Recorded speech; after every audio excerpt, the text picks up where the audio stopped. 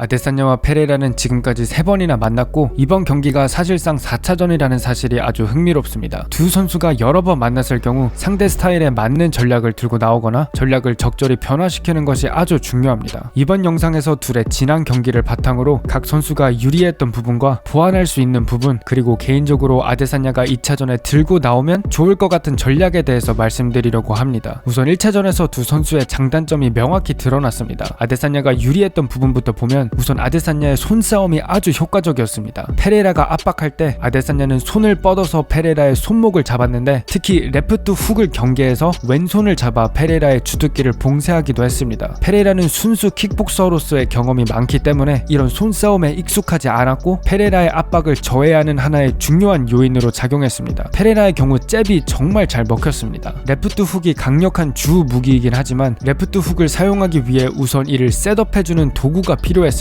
특히 아데사냐처럼 푸더크가 뛰어난 선수는 그냥 큰 레프트 훅으로 맞추기 아주 어렵습니다. 따라서 페레이라는 잽을 아데사냐의 바디와 머리로 던져서 아데사냐를 제자리에 고정해 놓은 다음 거대한 레프트 훅을 날릴 수 있었습니다. 빠르고 예상하기 어려운 페레이라의 잽은 사이드 스텝을 밟는 아데사냐를 제자리에 잡아두어 레프트 훅의 성공률을 올려주는 역할을 했습니다. 또 원거리에서 차는 레그킥과 헤드킥은 아데사냐를 압박하는 데 많은 도움을 줬고 아데사냐의 푸더크를 묶어두어 결국 케이지에 몰아 강력한 복싱 콤보를 사용하는 데 많은 도움이 되기도 했습니다. 킥거리에서 페레이라는 아데사냐의 레그킥을 정말 잘 방어할 수 있었습니다. 원거리에서 아데사냐의 가장 중요한 무기가 레그킥인데, 아데사냐를 이긴 두 선수 블라코비치와 페레이라의 공통점은 둘 다 레그킥을 아주 잘 방어한다는 점입니다. 페레이라는 조제 알도가 잘 하는 것처럼 무릎을 구부려서 카프킥이 빗나가게 할 수 있었는데, 페레이라는 자세가 높고 상대적으로 무게가 뒷발에 많이 실리기 때문에 이런 식으로 앞다리를 구부려 레그킥을 체크하기 수월했습니다. 다음은 클린치입니다. 클린치에서 두 선수 다 본인만의 유리한 영역이 있었는데, 우선 아데사냐는 클린치를 사용해 페레이라의 공격을 멈추고 압박을 효과적으로 저해할 수 있었습니다. 페레이라의 무시무시한 압박 도중에 클린치를 잡아 공격을 중단하고 테이크다운 시도를 할 기회를 만들 수 있었습니다. 반면에 페레이라는 클린치에서 바디 공격을 정말 잘 수행했습니다. 특히 니킥으로 아데사냐의 바디에 많은 데미지를 주는 것을 볼 수 있었습니다. 클린치에서 사용할 테이크다운 혹은 니킥을 비롯한 공격을 연습해 나오는 것은 페레이라가 분명 2차전에서 더 준비해야 할 것들입니다. 그래플링에서 아데사냐는 많은 재미를 봤습니다. 페레이라는 아직 그래플링 경험이 많지 않기 때문에 그라운드에서 다시 일어나는 기본적인 기술이 많이 부족해 보였습니다. 특히 이 손목 컨트롤 때문에 바닥을 딛고 일어날 손이 없는데도 아데사냐의 그립을 끊어 손을 푸는 데에 집중하는 것이 아니라 그냥 바닥을 짚을 베이스가 없는 상태에서 일어나려고 하는 모습이 있었습니다. 따라서 그래플링이 특기가 아닌 아데사냐 같은 선수도 라운드 내내 페레이라를 눌러놓고 파운딩을 때릴 수 있었습니다. 하지만 페레이라도 마치 본인이 테세이라의 제자라는 점을 보여주듯이 강력한 힘과 피지컬을 이용한 테이크다운을 수행하기도 했습니다. 아쉽게도 테이크다운이 라운드 마지막에 이루어져서 컨트롤 타임을 가져가지 못했지만, 만약 시간이 많았다면 페레이라가 아데사냐를 눌러놓고 어쩌면 그라운드 공격을 할 수 있는 상황이 나오지 않았을까 생각해봅니다. 특히 상위 포지션에서 아주 뛰어난 모습을 보여주는 테세이라가 코치이기 때문에 분명 페레이라가 사용할 수 있는 그라운드 기술을 준비하고 있다 생각합니다. 그래서 이 1차전만을 두고 봤을 때 둘 다 그래플링을 어떻게 사용하느냐에 따라 승패가 결정될 수 있다고 봅니다. 우선 아데사냐 입장에서 테이크다운을 시도하는 게 아주 좋습니다. 지금 페레이라의 자세를 보시면 UFC에서 아무도 이 정도로 몸을 곧게 세우고 있지 않습니다. 이 정도로 다리 사이 간격이 좁고 몸을 세우고 있으면 테이크다운에 아주 취약합니다. 아데사냐가 덩치나 힘 차이 때문에 테이크다운을 성공하지 못한다 하더라도 테이크다운 시도 자체를 통해 페레이라의 머리를 복잡하게 해서 다른 타격 기회를 만들어갈 수도 있습니다. 아데사냐는 테이크다운을 통해 페레이라의 공격을 더 잘 방어할 수도 있다고 봅니다. 케이지에서 압박당할 때 아데사냐가 갈 수 있는 방향은 오른쪽 아니면 왼쪽입니다. 페레이라는 이 두 선택지 중에서 하나를 잘 골라 아데사냐를 막고 레프트 훅을 성공해야 하는 상황인데, 만약 오른쪽 왼쪽 말고 아래라는 하나의 선택지가 더해진다면 분명 페레이라 입장에서도 아데사냐를 전처럼 수월하게 압박하지는 못할 것이라고 생각합니다. 페레이라도 당연히 이 힘과 피지컬 차이를 이용해서, 그리고 테세이라의 코칭을 통해 그래플링을 활용해 충분히 유리한 장면을 많이 만들 수 있다고 봅니다. 두 선수의 전략과 그동안 그래플링을 어떻게 훈련하고 있는지가 경기의 승패를 결정하는 중요한 요인이 될 것 같습니다. 그래서 둘의 지난 경기를 바탕으로 하면 이 정도 말씀드릴 수 있습니다. 하지만 둘의 킥복싱 경기까지 고려한다면 저는 아데사냐가 이번에 어떻게 싸워야 이길 수 있는지 다시 생각해보게 되었습니다. 요즘 제가 영상에서 하는 말을 조심하고 있는데, 여기부터는 아주 개인적인 생각이고 제 생각에 아데사냐가 어떻게 하면 이길 수 있는지 말씀드리는 것입니다. 아데사냐가 실제로 이렇게 할지 안 할지 이길지 아니면 전혀 다른 방법으로 이길지 전혀 모릅니다. 우선 2차전 전체를 보시면 아데사냐는 경기 내내 페레이라를 피해 다녔습니다. 페레이라가 전진하면 아데사냐는 뒤로 빠지고 케이지에 몰리면 최대한 빨리 사이드 스텝을 밟아 이 불편한 상황을 피하려고 했습니다. 특히 이 레프트 훅을 정말 경계하는 모습이 보였는데 손싸움으로 왼손을 잡으려 했을 뿐만 아니라 경기 내내 이 왼손을 아주 많이 의식해 싸움의 다른 부분은 놓치는 경우도 있었다고 생각합니다. 아데사냐는 결국 다소 수동적으로 1라운드 마지막 순간을 제외하면 전체적으로 원거리 포인트 싸움을 통해 이기려 하는 모습을 보였습니다. 하지만 이렇게 싸우는 것이 과연 적절한 방법일까 생각해볼 수 있습니다. 페레라는 물론 처음에는 아데사냐의 움직임과 좋은 방어적 푸더크에 약간 당황했습니다. 하지만 서서히 아데사냐의 움직임과 습관을 파악해 나가기 시작했습니다. 어떻게 하면 아데사냐를 케이지에 더 잘 몰아서 가둬둘 수 있는지 조금씩 적응해 나가 이 레프트 훅은 점점 더 가까워질 수 있었고 결국 피니시를 가져갈 수 있었습니다. 페레라는 엄청난